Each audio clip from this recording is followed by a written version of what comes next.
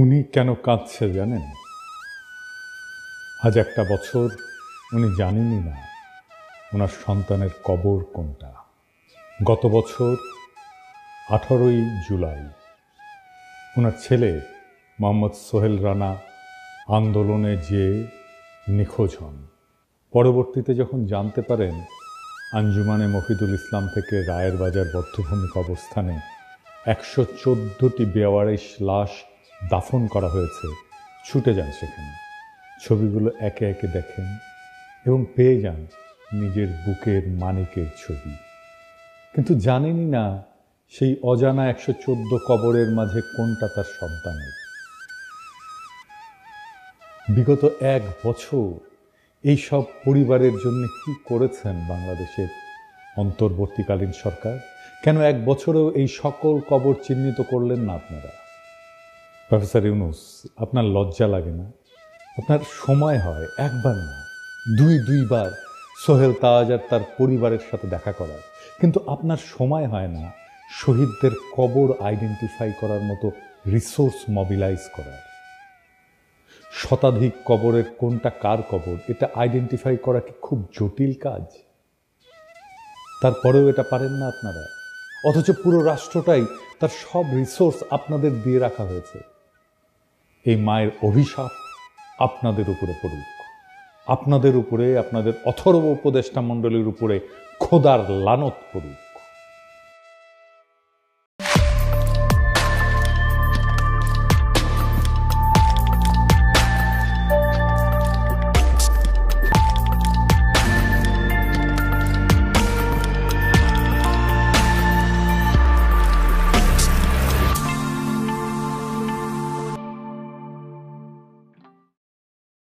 আমরা যখন ছাত্র রাজশাহীতে, তখন পাপিয়া ও রাজশাহী ইউনিভার্সিটির ছাত্রদল নেত্রী তুখোর বক্তা।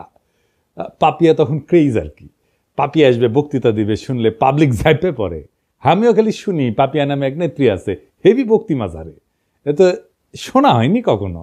তো এর মধ্যে পলিটেকনিকে ইলেকশন হবে, আমি কাজ করতেছি দিন রাত, এটি আমাদের ক্যান্ডিডেট আছে, ভালো ক্যান্ডিডেট জিতবে আমরা জানি। হেভি গরম পড়িছে, রাজশাহীর গরম তো জানেন, চান্দি ফাটানো গরম। তো পাপিয়া আসিছে প্যানেল পরিচিতি অনুষ্ঠানে, গরমে ত্রাহি ত্রাহি অবস্থা। তো পাপিয়া বক্তৃতা দিতেছে ওই প্যানেল পরিচিতি। ছাত্রদল এই নির্বাচনে জিতবে, সেদিন ওরা যে কান্না করবে, সেই কান্নার পানিতে যে বন্যা হবে, সেই বন্যার পানিতে আমরা সাঁতার কেটে কেটে উল্লাস করব। ওই যে গরম, ওই গরমের চাইতেও বেশি গরম নিয়ে আমরা বিজয়ী হব। এর মানে কি? সেই দিন বাগে খেয়েছে, তারপরে 36টা বসন্ত পার হয়ে গেছে, তাও গরমের চাইতে বেশি গরম। এই কথার মানে বুঝি নাই। আপনারা বুঝিছেন? হ্যাঁ, বুঝেন নাই? এই জন্যই কবি পুলক বন্দ্যোপাধ্যায় লিখেছিল, তুমি কি যে বলো বুঝি না, তোমার মুখের পানে চাহিলে আমি কিছু শুনি না। তুমি কি যে বলো বুঝি না। আল্লাহর কি অসীম কুদরত। কিছুদিন আগে এই গরমের উপরে থাকা কথাটার মানে বুঝেছি। এটা নাটকের ক্লিপ দেখে আপনারাও শুনেন। এই যে এটা আমার চেহারা ছবি মাশাআল্লাহ ভালো। তো যাই হোক, ক্যাবলা কোন দিকে? ক্যাবলা কি? আরে পশ্চিম। এইদিকে। এইরকম টেলিভিশন দেখি নাই, টেলিভিশনটা একটু ছাড়ো তো। এটা টেলিভিশন না। তাহলে এটা কি? এটা জানার আপনার দরকার নাই, গরম লাগলে খবর দিন। আমি তো গরমের উপরে সব সময় আছি। হ্যাঁ, পাপিয়া এখনো গরমের উপরেই আছে, বুঝছাও? তো ইলেকশনে ছাত্রদল জিতে নাই, ছাত্র ইউনিয়ন জিতেছিল। তো বিপি সহ কয়েকটা আসনে। এখন কইতে পারেন এই হারমোনিয়াম পার্টি ছাত্র ইউনিয়নে আবার জিতেছিল বিপি ইলেকশনে। ওই সময় মানে 90-এর ছাত্র ইউনিয়ন আলাদা ছিল। ওই সময় রাজশাহী কলেজে ছাত্র ইউনিয়নের ভিপি, পলিটেকনিকে ছাত্র ইউনিয়নের ভিপি, বিআইটিতে ছাত্র ইউনিয়নের জিএস, আর রাজশাহী মেডিকেল কলেজের ছাত্র ইউনিয়নের জিএস তো আমি ছিলাম। তো যাই হোক, পাপিয়া আবার বিএনপি হারানোর কোশিশ করিচ্ছে। দেখেন প্রবাসীদের ভোট নিয়ে কি বলে। থেকে এসে কেউ যদি মেম্বার হয় সেটাকেই মানতে চায় না। আবার প্রবাসী ভোটাররা রেমিটেন্স দেয়, তো তাদের পরিবারের জন্য তারা টাকা পাঠায়, তাদের পরিবার ভিটামাটি বিক্রি করে ছেলেকে বিদেশ পাঠায়। তো সে তার দায়িত্ব আছে তার পরিবারকে টাকা পাঠানোর। তার জন্য বাংলাদেশের রাজনীতিতে অংশ দিতে হবে, ভোটার বানাতে হবে। কে বলছে? বাংলাদেশের সুখ দুঃখ একটা নিরাপদ জায়গা থেকে তারা প্রতিবাদ করে। আমাদের মতো রং পানি থেকে, রিমান্ড থেকে, লোহার রড থেকে থেতলা করা, আর পুলিশ পিটানি, আর দিনের পর দিন 40 দিন 50 দিন থানা ও থানা করে বেঞ্চের উপর বসায় রেখে রিমান্ড কার্যকর করা, এগুলো কি প্রবাসী ভোটাররা কখনো তারা কি ভুক্তভোগী? তো ভুক্তভোগী না তো ভোটার ভুক্তভোগী হতে যাবে কেন? ভোটার অংশ তার হতে যাবে কেন? এগুলো মাঠ থেকে কি সুপারিশ আসে এটা আগে বুঝতে হবে। বিএনপির রিজভি ভাই কইছিলেন আওয়ামী লীগে কি একটা ভদ্রলোক নাই, কিন্তু রিজভি ভাই এরকম মূর্খ আর উন্মাদকে কেন দলে রাখিছেন? ও তো রাজনীতির কিছুই বুঝে না। ওর মাথাত কেউ ঢুকেছে প্রবাসীরা বিএনপি ভোট দিবে না, আর ওই সারিন্দা বাজানো শুরু করেছে প্রবাসীদের ভোটই দিবার দিবি না, যাতে যেন বিএনপি জিতে। প্রবাসীরা জেল জুলুম সহ্য করে না, তাই ভোট দিবার পারবে না। হ্যাঁ, ওই এখনো গরমের মধ্যে আছে। আমাক কয় সকলে, দাদা ও কিছু কবেন না। কি আর কমু, ওর মাথার স্কুপ কুটি খুলে পড়েছে, ওইটা খুঁজে দেয় না, না ওটা খুঁজে দেওয়া লাগবে, তাহলে ঠিক হয়ে যাবে সব। বেশি গরম পড়েছে বোধ হয়। তো এর মধ্যে হয়েছে কি, চট্টগ্রামের বাঁশখালী ওই এক এনসিপির সংগঠনকে মাইরে একেবারে ফাইটে ফেলিছে বিএনপি, যে দেখেন নাম। তো এনসিপির নাসির পাটোয়ারি ও আবার নাকি বারবি বারবি কয়, তোর বক্তব্যের জবাব সালাউদ্দিন দিছে ওই হাত তুলে, গায়ে হাত তুলে মাইরে পিটে। আমরা কিছু কইছিলাম, আমার ওই জুতা মারিছিল না ওর লোকজন, মারিছে। এবার আমরা গেলাম মারবি কলে সালাউদ্দিনের লোকজন। শিবরাত্রির বডিগার্ডকে তো নিয়মিত তোষণ কইরা ওই ফজো পাগলা আর ওই যে ইন্ডিয়ান চ্যানেলে যে দেশবিরোধী বক্তব্য দেয় রুমিন পাড়ানা এবং প্রবাসীদের অপমান করে পাপিয়া, এই সমস্ত ঘটনায় আমরা এখন যদি ধরে পাপিয়াক বাম্বু দিই ক্যাঙ্কা হবে। এক নাসির পাটোয়ারি একটা রাজনৈতিক বক্তব্য দিছে, শুরু হয়ে গেল প্রকাশ্যে হামলা। চরমনাইকে সালাউদ্দিন সাহেব বলছে চরের দল, আর কয়েকটি দল সরোয়ার্দী উদ্যানে জনসভা করেছে, বলছে সংসদের নিম্ন কক্ষে অনুপাত চাই, উচ্চ কক্ষে অনুপাত চাই, অনুপাত ছাড়া নাকি বাংলাদেশে নির্বাচন হবে না। যারা এই কথা বলছে তারা একটা চরের দল। তারা কখনো একটি আসনও পায় নাই, একটা মেম্বার চেয়ারম্যানও হইতে পারে নাই। শেষ পর্যন্ত একটা সিটি কর্পোরেশনের নির্বাচনে আওয়ামী লীগের অধীনে নির্বাচনে গেছে, সেই নির্বাচন আমরা বর্জন করেছিলাম, সেখানে একটা দন্ত মোবারক শহীদ হয়ে গিয়েছে। যুদ্ধ ছাত্রদের মুতে ভাসিয়ে দিতে চাইছিল। এগুলো কি? এই কথা বললে একেবারে একেবারে স্যাট করে উঠলে হবে। 16 বছর চৌদনের উপরে থেকে সালাউদ্দিনের মতো নেতারা ছাড়া হয়ে গেছিল। কক্সবাজারের নাকে খদ্দিয়া বদিয়ার বাইকটা জাফরের ভয়ে রাজনীতি করিছে, ওগুলো জানি না আমরা। আর আজ জুলাইয়ের এক তরুণের রাজনৈতিক বক্তব্যের জবাব দিচ্ছে গায়ে হাত তুলিয়া, গাড়ি বাওয়ারে হামলা কইরা, পথসভার মঞ্চ ভেঙে দিয়া।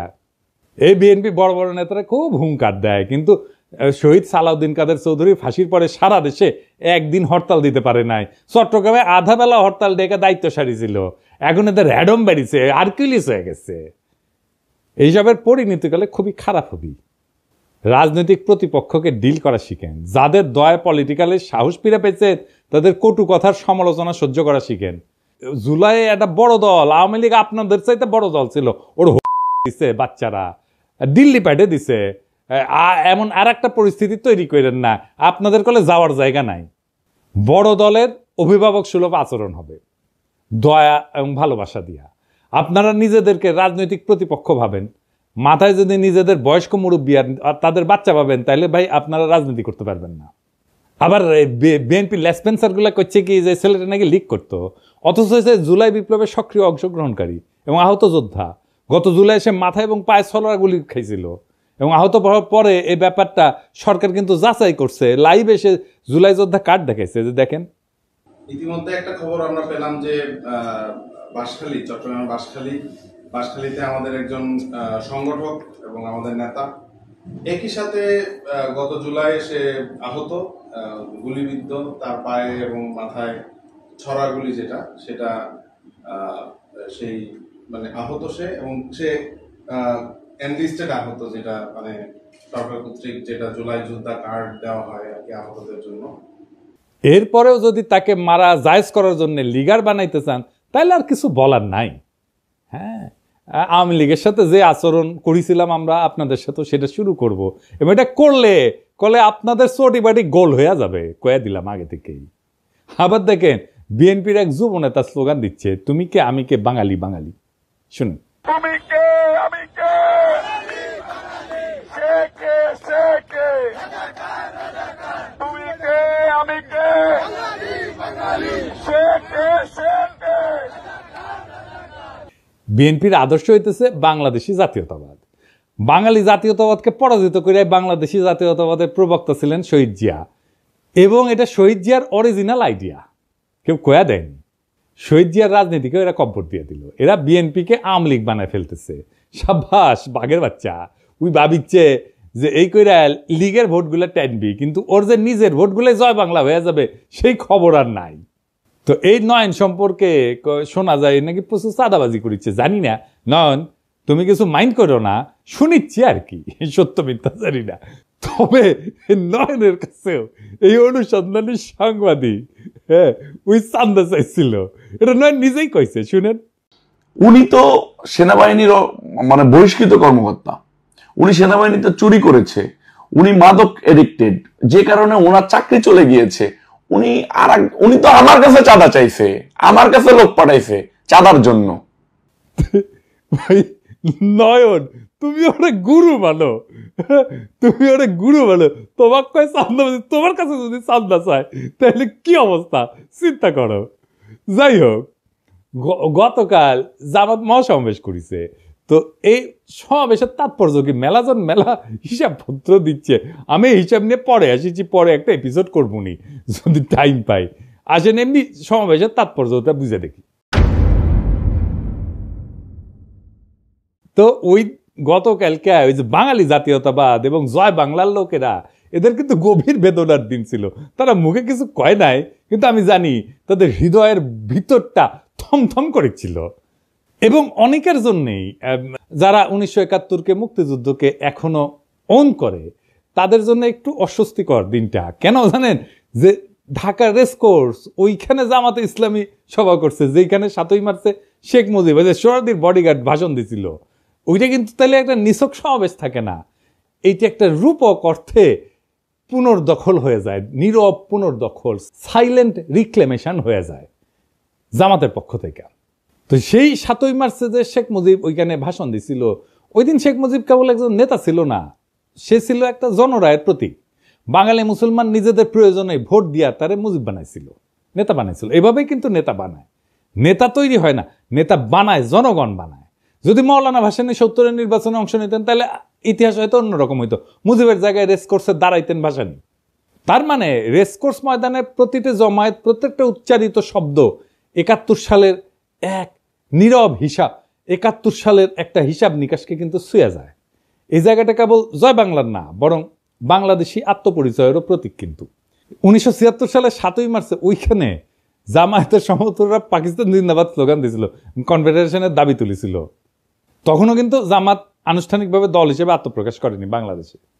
এই ঘটনার ভিতরে নিহিত আছে বাংলাদেশপন্থী নাগরিকের জন্য কিছুটা হলো বেদনার, এমনকি অপরাধ বোধের কারণ কিন্তু আছে। কিন্তু কাকে দোষ দিবেন? এই আত্মধ্বংসী বাস্তবতার জন্য দায়ী শেখ মুজিব নিজে এবং তার কন্যা শেখ হাসিনা। কারণ তারা জনগণের ভোটের পরিবর্তে ভরসা করছে ইন্ডিয়ার উপরে, এবং কলকাতার চিন্তকদের ইন্টেলিজেন্সিয়ার মাধ্যমে বাঙালি জাতীয়তাবাদকে আমদানি করে আমাদের উপরে চেপে দিছে কলোনিয়াল তালুকদারির উত্তরাধিকার হিসাবে, যার ফলাফল বাংলাদেশের মুসলমানরা তাদের প্রত্যাখ্যান করছে। সত্যি কথা বলতে, যদি আওয়ামী লীগ 1975-এর পর গণতান্ত্রিক ধারায় ফিরে আসতো, সে আর কলকাতার ইন্টেলিজেন্সিয়ার পরামর্শে বাঙালি জাতীয়তাবাদ চাপাই নাই দিয়া বাংলাদেশি চেতনাকে বিশ্বাস করত, যদি তারা জিয়ার তুলনায় আরো গণতান্ত্রিক হওয়ার দিশা বেছে নিত, তাহলে আজ তাদের এমনভাবে উৎখাত হইতো না। তাই আজ যারা বাঙালি জাতীয়তাবাদের পতাকার নিচে বুক চাপড়ায় কাটতেছেন, তাদের অনেকেই শেখ হাসিনার ওই ভারত ঘেঁষা রাজনীতির বিরুদ্ধে আপত্তি করেন না, কিন্তু বরং নিজেদের ভিতরের ইসলাম বিদ্বেষ থেকে জামাতকে গালি দিচ্ছেন, জিন্নাকে গালি দিচ্ছেন, বাঙালি জাতীয়তাবাদকে ধর্ম বিদ্বেষের হাতিয়ার বানাইছিলেন। শুধু তাই না, হাসিনার নির্মম নির্যাতন, নিপীড়ন, গুম, খুন, হত্যাকাণ্ডে তারা নীরব সমর্থন দিচ্ছেন। বিদেশে লুটপাট করার টাকা ভাগাভাগিতেও তারা মুখ ফেরায় থাকেনি। এবং এরই ফলাফল হলো আজকের এই পরিণতি, আওয়ামী লীগের পতন আর জামাতের উত্থানের বাড়তি সুযোগ। তবে এই মিটিং আর একটা অভাবনীয় ঘটনা ঘটছে। কি সেটা? জামাতের আমির, আমার অত্যন্ত পছন্দের বড় ভাই, তিনি 2 বার বক্তৃতা দিতে গিয়ে কোলাপস করে পড়ে গেছে। এইটা কি একটা রাজনৈতিক দলের নেতার জন্য কাম্য একটা বিষয়, কাম্য ঘটনা? এর ফলে কি জামাত আগাইলো না পিছাইলো? জামাতের কি দুর্নাম হবে? ওনার কি নেতৃত্বের সামর্থ্য নিয়ে প্রশ্ন উঠবে? না, এতে ওনার জনপ্রিয়তা বাড়বে। হিসাব করে দেখেন কারণটা কি? এতে একটা আবেগের সংহতি তৈরি হয়। নেতা যদি হঠাৎ অসুস্থ হয়ে পড়ে, জনগণ তাকে রক্ত মাংসের মানুষ হিসেবে দেখতে শুরু করে এবং একটা সহানুভূতির ঢেউ তৈরি হয়। মানুষ মনে করেন তো দেশের জন্য এরকম করছেন, এই অনুভূতি কাজ করে। এইভাবে কোলাপস করলে তাকে একজন ত্যাগী যোদ্ধা হিসেবে তুলে ধরে। দেখো দেখো দেশের জন্য কতটা কষ্ট করতেছেন, এই বার্তা ছড়ায় পড়ে। পলিটিক্সে সবাই কথা বলে, কিন্তু সবাই কথা বলার মতো থাকে না। আর যখন কেউ কথা বলার মাঝখানে হঠাৎ এইভাবে নিঃশ্বাস হারায় ফেলেন, তখন মঞ্চ কেঁপে ওঠে। একটা শরীরের পতনে তখনই শুরু হয় এক নতুন ধরনের রাজনীতি। না, আমরা বীরত্বের কথা বলতেছি না, বলতেছি ভাঙনের মধ্যে দিয়ে উত্থানের কথা। যখন নেতা কোলাপস করেন, তখন তিনি কেবল মাটিতে পড়েন না, তিনি পড়ে যান মানুষের হৃদয়ের গভীরে। শফিক ভাই এইভাবেই হৃদয়ের গভীরে পড়ছেন। যেটা ঘটছে আমরা দেখছি, একটা জনসভা, লক্ষ লক্ষ মানুষের ভিড়, নেতা কথা বলতেছেন, সরাসরি আগুন জ্বরা ভাষণ, হঠাৎ থেমে গেলেন, নিঃশ্বাসের শব্দ বেড়ে যায়, 1 পা 2 পা করে, তারপরে ধপাস করে পড়ে গেলেন মঞ্চেই। অনেকে চিৎকার করে উঠছেন, কিন্তু তিনি কি সত্যি পড়ে গেছেন নাকি ঠিক তখনই তিনি মানুষের হৃদয়ে উত্থান করেন? আমি কয়েকটা আন্তর্জাতিক ঘটনার কথা বলি। রবার্ট এফ কেনেডি ভাষণ শেষে গুলিবিদ্ধ হয়ে মঞ্চে পড়ে যান। কোনো রাজনৈতিক প্রতীক কখনো এত রক্তে জন্ম নেয়নি। তার জন্য পোস্টার ছাপা হয়, এতেই উনার জনপ্রিয়তা আকাশচুম্বী হয়ে যায়। রাজনীতি মানে কিন্তু পারফেকশন না। মানুষ চায় একজন তার মতো একজন মানুষ, তার মতো একজন ভাঙা নেতা, যে তার মতো কষ্ট পায়, যে তার মতো কাঁদে, যে তার মতোই ভালনারেবল। এটাই হিরোইক সাফারিং এফেক্ট। নেতা যদি ভোগে, জনগণ তাকে ভালোবাসে। ফরাসি চিন্তাবিদ জালুক ন্যান্সি, উনি বলছিলেন, যে শরীর কষ্ট করে সেই সত্য বয়ে আনে। আর জর্জিও আগাম্বেন উনি বলছিলেন, the moment the sovereign body collapses, the political soul rises. তাহলে প্রশ্ন দাঁড়ায়, নেতা যখন পড়ে যায় তখন কি উঠে আসে? উঠে আসে ক্ষমতার নতুন ভাষা। ভাঙন থেকে উঠে আসে এক নতুন প্রতীক, যেখানে নেতা আর কেবল মানুষ না, তিনি হয়ে ওঠেন সিনেমার মতো সাহসের স্থাপত্য, বীরত্বের প্রতীক, আস্থার জায়গা, ভরসার জায়গা, এবং মানুষ কানেক্ট করতে পারে তার সাথে। নেতৃত্ব সবসময় ভাষণের মধ্যে থাকে না, এইভাবে পতনের মধ্যেও থাকে। তাই এটা সিম্বলিক ব্রেকডাউন। ফরাসি দার্শনিক রোলা বার্ট বলছিলেন যে মৃত্যুর কাছাকাছি যাওয়ার প্রত্যেকটা মুহূর্তই একটা রাজনৈতিক পুনর্জন্মের আভাস দেয়। নেতা যখন কোলাপস করে, তখন মানুষ বোঝে এই লোক নিজের চেয়েও বড় কিছুতে বিশ্বাস করে। আর এখানেই আসে এক গভীর থিওরি, যেটা আগে বলছি, হিরোইক সাফারিং এফেক্ট। নেতা যখন কষ্টে পড়ে, তার প্রতি সহানুভূতি বাড়ে, আর সহানুভূতির সাথে আসে বিশ্বাস। বিশ্বাস থেকে তৈরি হয় কারিশমা। জার্মান সমাজবিজ্ঞানী ম্যাক্স ওয়েবার বলছিলেন, কারিশমা হচ্ছে এক ধরনের ঐশ্বরিক বা অতিপ্রাকৃত বৈধতা, যা দুর্দিনে প্রকাশ পায়। নেতার শরীর যখন হার মানে, মন তখন কথা বলে, আর মনই তখন জনগণের সাথে একাত্ম হয়ে যায়। সুতরাং নেতা যখন তার ভাষণের মঞ্চে পইরা যান, তখন আমরা যদি দুঃখ করি, তাহলে কিন্তু আমরা ঘটনাটা বুঝি না। আর যদি ভাবি উনি দুর্বল হয়ে পড়ছেন, তাও ভুল। কারণ নেতা আসলে তখনই সবচেয়ে শক্তিশালী হয়ে ওঠেন। তখন তার শরীর চিত হয়ে পড়ে থাকে, আর জনগণের মন তার দিকে ঝুঁকে পড়ে। রাজনীতি কেবল শব্দের খেলা না, এটা কখনো কখনো শরীর ভাঙার বিনিময়ে মন জয়ের কাহিনী। শফিক ভাই মানুষের মন জয় করে ফেলছে। উনি মন জয় করার মতোই মানুষ, একজন অত্যন্ত উঁচু মনের মানুষ, একজন অত্যন্ত ক্যাপাবল লিডার। শফিক ভাই দ্রুত আরোগ্য লাভ করেন, আবার রাজনীতির মঞ্চে ফিরে আসেন। আমাদের অনেক কাজ করতে হবে একসাথে, সেই কাজে শফিক ভাইকে দরকার, শফিক ভাইয়ের মতো নেতা দরকার, শফিক ভাইয়ের মতো মুরব্বী দরকার। আমরা চাই আমাদের নেতা আমাদের মতোই হোক, আমাদের মতোই রক্ত মাংসের মানুষ হোক, আমাদের মতোই দুঃখ পাক, আমাদের মতোই কষ্ট পাক, আমাদের মতোই কান্না করুক, আমাদের মতোই ভালনারেবল হোক। আমাদের রাজনীতিতে সেই রকম নেতা সবাই হয়ে ওঠেন। আমরা সেই কামনা করলাম, সেই নেতারাই আগামীর বাংলাদেশ নির্মাণ করতে পারবে। সেই দিনের অপেক্ষায় আমরা থাকলাম। আমরা সেই দিন একসাথে আবার সেই বিপ্লবকে পুনর্নির্মাণ করব, আবার সেই বিপ্লবের স্বপ্নে আমরা নতুন বাংলাদেশ গড়ে তুলব। ইনকিলাব জিন্দাবাদ।